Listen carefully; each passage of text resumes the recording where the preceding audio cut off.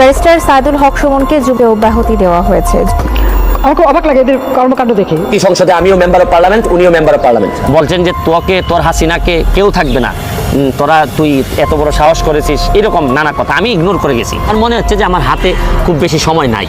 আমার কাছে আমার কেন জানি মনে হচ্ছে যে আমি কোনো না কোনোভাবে বাধাগ্রস্ত হব, হয় মারা যাব বা পৃথিবী থেকে বিদায় নিব, অথবা কেউ না কেউ আমাকে বিভিন্নভাবে আটকাই দিবে। কেউ মামলা করে হোক বা হামলা করে হোক, আমাকে স্টিগমাটাইজ করে হোক, বদনাম করে হোক, দরকার হইলে বাংলাদেশ আমাকে আর কথা বলতে দিবে না। আমার মনে হচ্ছে যে খুব অল্প সময় আমি আর পাচ্ছি।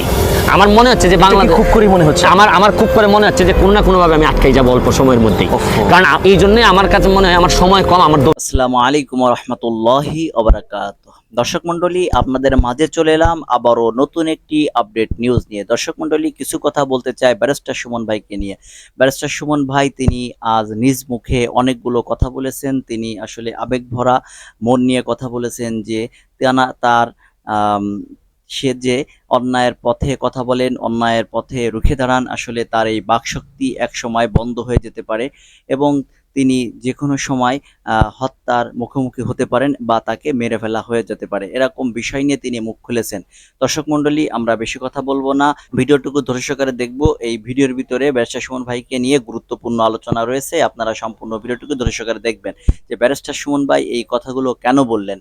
দর্শক মণ্ডলী, তাহলে চলেন আমরা মূল ভিডিও চলে যাই, আমরা সম্পূর্ণ ভিডিওটুকু ধৈর্য সহকারে দেখে আসি। তার আগে আপনাদের অনুরোধ করতে চাই, যারা আমাদের চ্যানেলে নতুন, এখনো পর্যন্ত আমাদের চ্যানেলটি সাবস্ক্রাইব করেনি, তারা অবশ্যই আমাদের চ্যানেলটি সাবস্ক্রাইব করে দিবেন এবং পাশে থাকা বেল আইকনটি অন করে দেবেন যেন আমাদের ভিডিও সর্বপ্রথম আপনাদের কাছে পৌঁছে যায়। এবং ভিডিওটি সর্বপ্রথম লাইক দিবেন, কমেন্টস করবেন এবং বেশি বেশি করে শেয়ার করবেন। তাহলে চলেন ভিডিওটি দেখে আসি। আমাকে আর কথা বলতে দিবে না। আমার মনে হচ্ছে যে খুব অল্প সময় আমি আর পাচ্ছি। আমার মনে হচ্ছে যে বাংলাদেশ খুব করে মনে হচ্ছে আমার খুব করে মনে হচ্ছে যে কোনো না কোনোভাবে আমি আটকাই যাব অল্প সময়ের মধ্যেই। কারণ এই জন্যই আমার কাছে মনে হয় আমার সময় কম, আমার দৌড়াইতে হবে বেশি। আচ্ছা আচ্ছা, বিএনপি অথবা জামাতের লোকজন বলেন এই কাজগুলো যেগুলো করছেন এগুলো রাজনৈতিক। আমি তো বারবার বলছি যে কে কি বলছে এইটা শোনার সময়ও আমি পাচ্ছি না। আমার কাজটা করতে চাই, বুঝছেন। আমি তো বারবার বলছি যে মানুষটা মনে করে তার পৃথিবীতে এই সময় খুব বেশি নাই, তার বিএনপি আওয়ামী লীগ নিয়ে চিন্তা করার সময় আন্তর্জাতিক অপরাধ ট্রাইব্যুনালের প্রসিকিউটর, আমি বঙ্গবন্ধুর আদর্শকে ধারণ করি। আমি তো তাই মনে করি যে আদর্শকে ধারণ করলে আপনি আদর্শের জন্যই তো আমি ছুটে চলা, মানুষের জন্য যাওয়া, কষ্টে যাওয়া। আদর্শকে ধারণ করা মানে কিন্তু এই না যে সারাক্ষণ আপনি আরেকজনের তেল মারবেন কি। আদর্শকে ধারণ করা এই মানে না যে আপনি আদর্শের কথা বলে আরেকজনের হক নষ্ট করবেন। বঙ্গবন্ধুর প্রকৃত আদর্শ তো সেইটাই যে যেখানে মানুষের কষ্ট হবে, যেখানে মানুষের বিরুদ্ধে অন্যায় হবে, যেখানে মানুষের অধিকার আদায়ের সংগ্রাম থাকবে, এইখানে আপনি চোখ বন্ধ করে চলে যাবেন। তাই তো বঙ্গবন্ধুর আদর্শ। আপনার অসংখ্য ভিডিও ভাইরাল হয়েছে, কিন্তু দুটো ভিডিও নিয়ে একটু আপনাকে জানতে চাওয়া। একটি হচ্ছে যে আপনি কোনো একটি জায়গায় বক্তব্য দিয়েছিলেন, সম্ভবত এটি জামাত রিলেটেড ছিল, আপনি এখানে ব্যারিস্টারদের নিয়ে বলেছিলেন। দুই নাম্বার হচ্ছে যে সুপ্রিম কোর্টের একটি ঘটনায় আপনি হয়তো উত্তেজিত হয়ে পড়েছিলেন। এই দুটো নিয়ে যদি আপনি বলেন। সুপ্রিম কোর্টের যে ঘটনাটা যেটাতে আমি উত্তেজিত হয়ে গিয়েছিলাম, এটাতে হচ্ছে গিয়ে যে সুপ্রিম কোর্টের যে একটা কমিটি ছিল, তারা আমাদের হল রুমে, ওই সবসময় হল রুমে আমরা যারা বসি, যাদের কোনো সিট নাই, সুপ্রিম কোর্টের রুম নাই, তারা আমরা এই হল রুমে বসি। এই হল রুমে ওনারা প্রায় দিনই বিভিন্ন নামে এসে বিভিন্ন প্রোগ্রাম করেন। আমি শুধু বলেছিলাম যে আপনাদের তো অডিটোরিয়াম আছে, অডিটোরিয়াম রেখে কেন আইনজীবীদেরকে তুলে দিবেন আপনারা? এটা তো আমাদের সাথে অন্যায় হচ্ছে। ওনারা বললেন যে এটা নাকি কাস্টম, রীতি। তা আমি বললাম যে রীতি মানুষকে নির্যাতিত করে, এই নীতি থেকে তো আপনাকে বেরোয় আসতে হবে। এটা নিয়ে একটা মিসআন্ডারস্ট্যান্ডিং হয়ে এখানে একটা উত্তেজনাকর পরিস্থিতি তৈরি হয়। আসলে ব্যাপারটা আর কিছুই না। আর আরেকটা বক্তব্যের কথা যে বলছিলেন যে ব্যারিস্টারদের বক্তব্য, এখানে আমি স্পষ্ট বলছিলাম, আমার স্পষ্ট বলা আছে যে যেহেতু আমি আন্তর্জাতিক অপরাধ ট্রাইব্যুনালের প্রসিকিউটর, দেশে একটা পরিস্থিতি তৈরি হয়েছিল যে একটা টাইমে মনে হচ্ছিল যে জামাত বলেন বা অন্যান্য অনেক একটা বেস্টেড কোয়ার্টার আছে, যারা হয়তো আমি বিশ্বাস করছি মনে মনে যে যদি বাংলাদেশে এখানে যদি শেখ হাসিনা বেঁচে না থাকে তাহলে আমরা বেঁচে থাকবো। নেত্রী শেখ হাসিনার কারণে এখানে হয়তো দেখা গেল একটা গ্রুপ এমনভাবে কাজ করবে যে আমাদের বেঁচে থাকাই কঠিন হবে।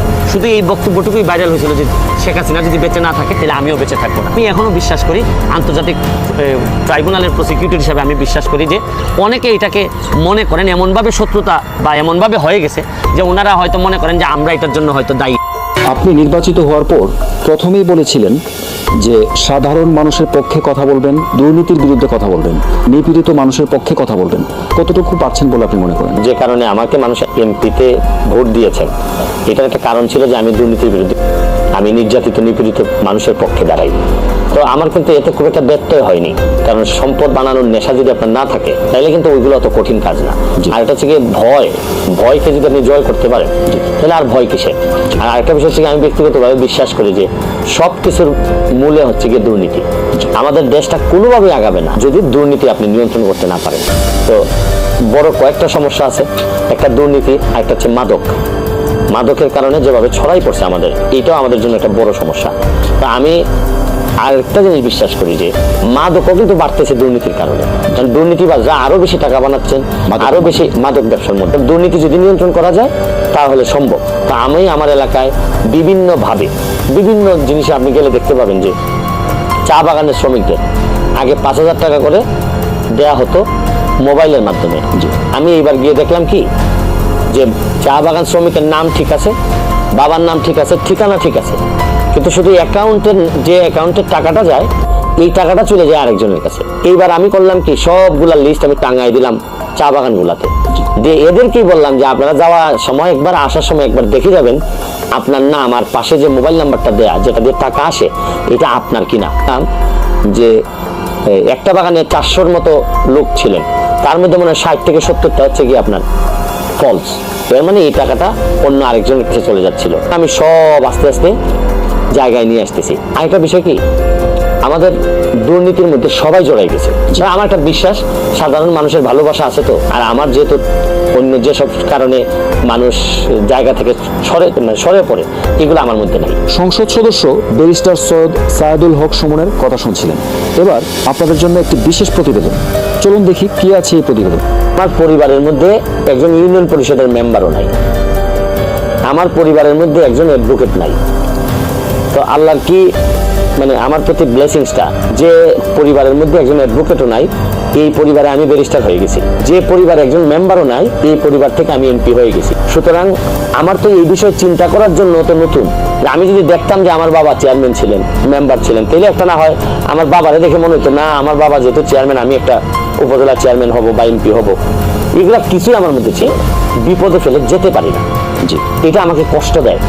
এই কষ্টের কারণে আমি দেখি যে আরে আমি 2 লাখ টাকা খরচ করলে একটা ব্রিজ বানাইতে পারতেছি, এই ব্রিজ দিয়ে এতগুলা বাচ্চা পানির সময়ে সুন্দর করে পার হইতে পারতেছে, দেখতে ভালো লাগে। আমি তো পুরোপুরি বিশ্বাস করি যে এমপি হওয়ার পর আমার এলাকার মানুষের ছেলেরা মেয়েরা আমার শেষ বয়সে এরাই আমাকে দেখবে। শুনেন, অনুভূতি হচ্ছে কি আমি 2 কোটি টাকা বরাদ্দ পাইছি টিআর কাবিকা মিলে 2 উপজেলায় 1 কোটি এই পর্যন্ত আমার কাজ হয়ে গেছে প্রায় 3.5 কোটি টাকা। কারণ আপনি বলেন যে আপনি তো 2 কোটি টাকা দিয়ে 3.5 কোটি টাকার কাজ করলেন কিভাবে? কারণ আপনার প্রতি যদি মানুষের বিশ্বাস থাকে তাহলে মানুষ পকেটে হাত দিতে একটা সেকেন্ড ওয়েট করে না। এই 4 মাসে সরকারিভাবে দুর্যোগ মন্ত্রণালয় থেকে যা দিছিলেন আমি আগেই ঘোষণা দিয়ে দিছি যে আমি 4টা গার্ডার ব্রিজ পাইছি, এই 4টা আমি কালভার্ট পাইছি, এবং যেসব জায়গায় আমার কাজ হচ্ছে, আমার লোকজনের কাজ হচ্ছে গিয়ে ভাগ বাটোয়ারা না, আমার লোকজনের কাজ হচ্ছে গিয়ে ঠিক মতো কাজের ভাগ বাটোয়ারাটা হচ্ছে কি, যা বরাদ্দ আছে তা যদি আমি কাজে লাগাই যেতে পারি, আপনি 3 বছর থেকে 4 বছর পরে বঙ্গবন্ধু সোনার বাংলার যে একটা মডেল, উপজেলা বেস যে মডেল, এই মডেলটা আপনি আমার এলাকায় দেখতে পাবেন। আগে তো ধরেন কেউ জানতো না কি হচ্ছে। এইবার যেমন ধরেন আমি 29 কোটি টাকা বরাদ্দ পাইছি হচ্ছে গিয়ে টোটাল মাত্র 2.5 থেকে 3 মাসের মাথায়। এটা আমি সবাইকে বলে দিছি।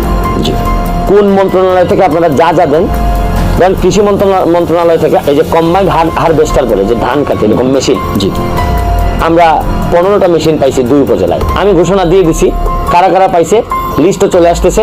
আর আমি যেহেতু ওপেন, সাংবাদিকরা আরো যেসব জায়গায় ছোটখাটো বন্ধ আছে দরজা, এগুলা ভেঙে চুরমার করে দিচ্ছে। সরকারি কর্মকর্তাদের অনেক দিনের একটা প্র্যাকটিস হয়ে গেছে অন্য নেতাদের সাথে থেকে।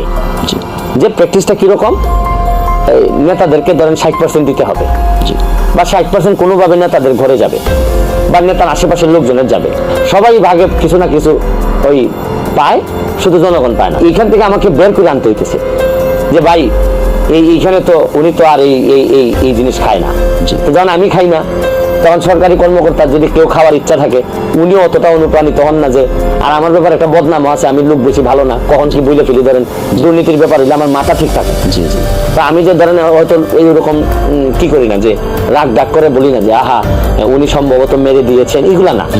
এত সময় ধরে আপনারা সম্পূর্ণ ভিডিওটি ধৈর্য সহকারে দেখেছেন যে ব্যারিস্টার সুমন ভাই কেন এই কষ্ট ভরা মন নিয়ে এই কথাগুলো বললেন। তার সম্পূর্ণ কথাটুকু আপনারা ভালোভাবে শুনেছেন এবং বিষয়টুকু ভালোভাবে বুঝতে পেরেছেন। তাহলে আজকের মতন ভিডিও এখানে শেষ করছি। সকলে ভালো থাকবেন, সুস্থ থাকবেন। আল্লাহ হাফেজ।